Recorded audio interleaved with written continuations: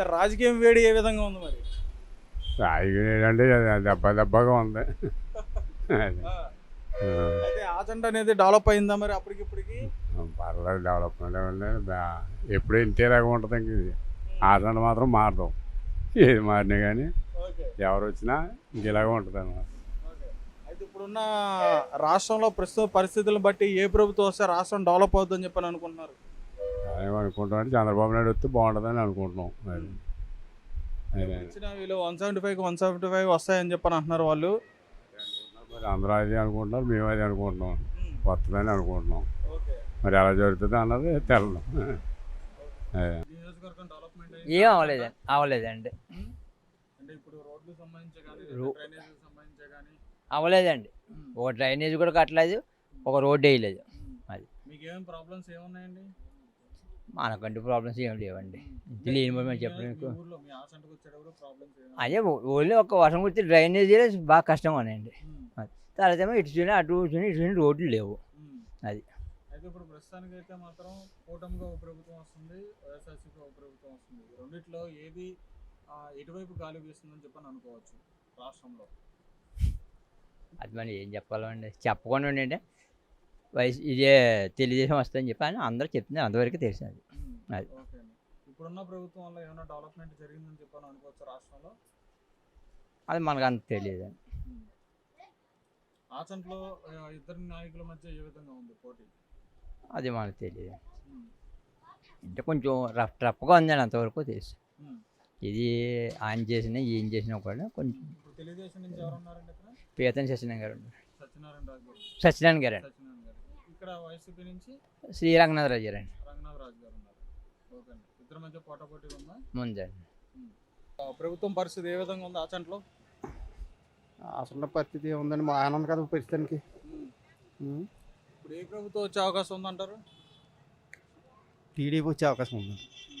అంటే ఇప్పుడు ఉన్న సంక్షేమ పథకాలన్నీ కూడా మేము అన్ని 100% నెరవేర్చామని కదా, అందరికీ రావట్లేదు. ఏమో పెట్టిన కొంతమంది వస్తున్నాయి, కొంతమంది రావట్లేదు. రాష్ట్రం డెవలప్ అవ్వాలంటే ఏ ప్రభుత్వం రావాలని చెప్పని మీరు కోరుకుంటున్నారు? డెవలప్ అవ్వాలంటే తెలుగుదేశం రావాలేమో. ఇప్పుడున్న ప్రభుత్వం 175కి 175 వస్తాయని చెప్పారు. వాళ్ళు అనుకుంటారండి, అనుకుంటే వచ్చేస్తాయా? ఎక్కడ వస్తాయి? ఏమి రావాలి. ఇప్పుడు మీ ఆచంట అనేది డెవలప్ అయిందండి? ఆసండి అన్నది ఏం డెవలప్ అవ్వలేదండి. ఏమైంది? ఏం అవ్వలేదు. ఎక్కడ రోడ్డు కూడా వేయలేదు, ఎక్కడ ట్రైన్ కూడా కట్టలేదు. ఏదిని ఏమైంది? ఏది అవ్వలేదు. పాత అలాగే ఉన్నాయి ప్రస్తుతానికి. ఇక ఎలక్షన్ మొదలెట్టాక ఇప్పుడు మాత్రం ఏదో ట్రైన్లు అవుతున్నారు, అప్పుడు వేస్తామని. అది అవుతాయా?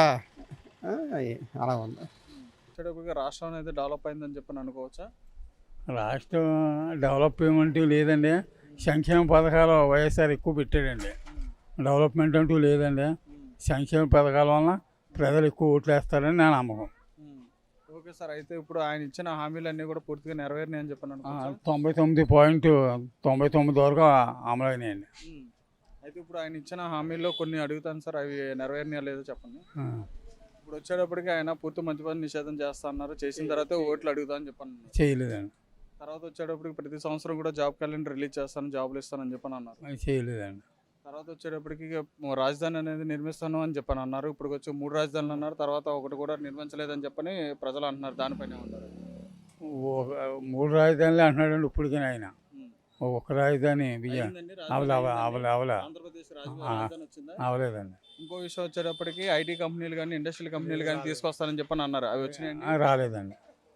మరి మీరు 99% 1 ఆయన హామీలు చెప్పాడు, కొన్ని ఉన్నాయి చూడండి.